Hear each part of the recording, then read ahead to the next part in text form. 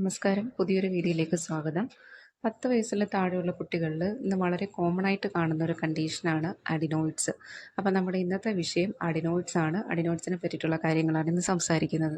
ഈ അഡിനോയിഡ്സ് വന്നിട്ടുള്ള കുട്ടികളുടെ പേരൻസ് ഒക്കെ ഇതിൻ്റെ ലക്ഷണങ്ങളെ പറ്റി ഒരുവിധം കാര്യങ്ങളൊക്കെ മനസ്സിലാക്കിയിട്ടുണ്ടായിരിക്കും. എന്നാലും നമുക്കിത് എന്താണെന്നും എന്താണ് ഇതിൻ്റെ ലക്ഷണങ്ങളെന്നൊക്കെ ഒന്നുകൂടി നോക്കാം. അഡിനോയിഡ്സ് എന്ന് വെച്ചാൽ നമ്മുടെ മൂക്കിൻ്റെയും തൊണ്ടയുടെ ഇടയിലായിട്ട് വരുന്ന ശരിക്കും പറഞ്ഞ ഒരു ഗ്രന്ഥിയാണ് ഈ അഡിനോയിഡ്സ്. ശരിക്കും ലിംഫ് നോഡ്സ് ആണ്. അതായത് തൊണ്ടയിൽ നമ്മൾ ടോൺസിൽസ് ഉള്ളതുപോലെ മൂക്കിൽ നിന്ന് ഉള്ളിലേക്ക് പോകുന്ന കനാലിലുള്ള ഒരു ഗ്രന്ഥി, ഒരു ലിംഫ് നോഡ്സ് ആണ് ഈ അഡിനോയിഡ്സ് എന്ന് പറയുന്നത്. 12 വയസ്സിന് താഴെയുള്ള കുട്ടികളിൽ അവരുടെ രോഗപ്രതിരോധ ശേഷി കൂട്ടുന്നതിൽ വളരെ പ്രധാനപ്പെട്ട ഒരു പങ്ക് വഹിക്കുന്ന ഗ്ലാൻഡാണ് ഈ അഡിനോയിഡ്സ്. അതായത് നമ്മുടെ മൂക്കിലേക്ക് പലതരത്തിലുള്ള രോഗാണുക്കൾ പ്രവേശിക്കുമ്പോൾ അതിനെ തടയുന്നതിൽ വളരെ പ്രധാനപ്പെട്ട ഒരു പങ്ക് വഹിക്കുന്ന ഗ്ലാൻഡ്സാണ് ഈ അഡിനോയിഡ്സ്. അപ്പോൾ അവരെ സംബന്ധിച്ച് വളരെ ഇമ്പോർട്ടൻ്റ് ആയിട്ടുള്ളൊരു പാർട്ടാണ് അഡിനോയിഡ്സ്. അപ്പോൾ അഡിനോയിഡ് റിമൂവ് ചെയ്യുന്ന കൊച്ചുകുട്ടികളിൽ അഡിനോയിഡ് റിമൂവ് ചെയ്യുന്നതിന് മുന്നേ ആയിട്ട് നമ്മൾ ഒന്നുകൂടി ചിന്തിക്കേണ്ടതുണ്ട്. ഇടവിട്ട് പല ഇൻഫെക്ഷൻസ് വരുന്ന കുട്ടികളിലാണ് ഈ അഡിനോയിഡ്സിന് വീക്കം ഉണ്ടാകുന്നത്.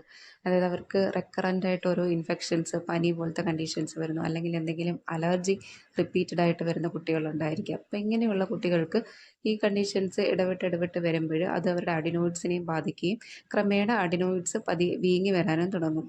ഈ അഡിനോയിഡ്സിനെ ഇൻഫെക്ഷൻ ബാധിച്ചിട്ടുണ്ട്, അതിൻ്റെ ഫലമായിട്ട് അഡിനോയിഡ്സ് വീങ്ങിയിട്ടുണ്ട് എന്ന് നമുക്ക് ലക്ഷണങ്ങളിലൂടെ മനസ്സിലാക്കാം. എന്തൊക്കെയാണ് ലക്ഷണങ്ങളെന്ന് ചോദിച്ചാൽ, ഒന്നാമത്തത് വിട്ടുമാറാത്ത പനിയാണ്. മിക്കവാറും ഈ അഡിനോയിഡ് കേസുകളെ ഡയഗ്നോസ് ചെയ്യുന്നത് ഈ വിട്ടുമാറാത്ത പനി കൊണ്ട് കാണിക്കുമ്പോഴായിരിക്കും അഡിനോയിഡ് ആണെന്നുള്ള കാര്യം ഡയഗ്നോസ് ചെയ്യുന്നത്. അതുപോലെ തന്നെ പനി മാറിയാലും മൂക്കിൽ നിന്നുള്ള ഡിസ്ചാർജ് മാറാതെ നിൽക്കുക.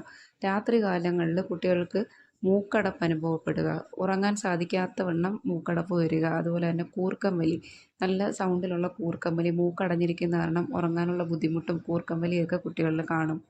അതുപോലെ ഈ അഡിനോയിഡ്സിൻ്റെ പ്രശ്നമുള്ള കുട്ടികൾ മിക്കവരും വായ തുറന്നായിരിക്കും ഉറങ്ങുന്നത്. ഇങ്ങനെ വായ തുറന്ന് വെച്ച് ഉറങ്ങുന്നത് കൊണ്ട് അവരുടെ പല്ലിൻ്റെ ഷേപ്പിലൊക്കെ വ്യത്യാസം വരും. മിക്കവാറും കുട്ടികളുടെ ഫേസ് കാണുമ്പോൾ തന്നെ ആ ഒരു കണ്ടീഷൻ നമുക്ക് മനസ്സിലാക്കാൻ പറ്റും.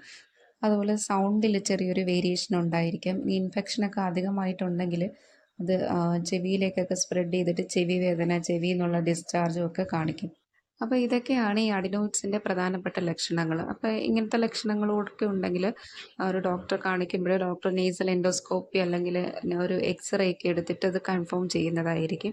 ഇനി നമ്മൾ മനസ്സിലാക്കേണ്ട ഒരു കാര്യം എന്താണെന്ന് വെച്ചാൽ, ഈ അഡിനോയിഡ്സ് 12 വയസ്സിന് ശേഷം നമുക്ക് ആവശ്യമില്ലാത്തൊരു ഗ്ലാൻഡാണ്.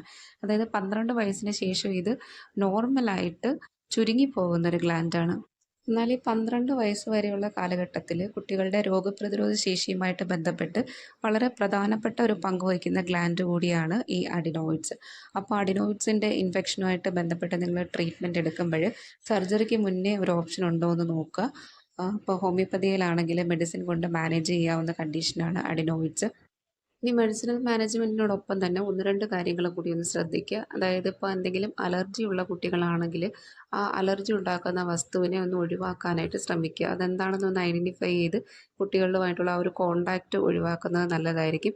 കാരണം റെക്കറൻ്റ് ആയിട്ട് അലർജിയുടെ ലക്ഷണങ്ങളായിട്ടുള്ള ഈ തുമ്മൽ അങ്ങനെയൊക്കെ ഉണ്ടാകുന്ന സമയത്ത് അഡിനോയിഡ്സിന് വീണ്ടും ഇൻഫെക്റ്റഡ് ആവാനോ അത് വീണ്ടും വീങ്ങി വരാനുള്ള ചാൻസ് ഉണ്ട്.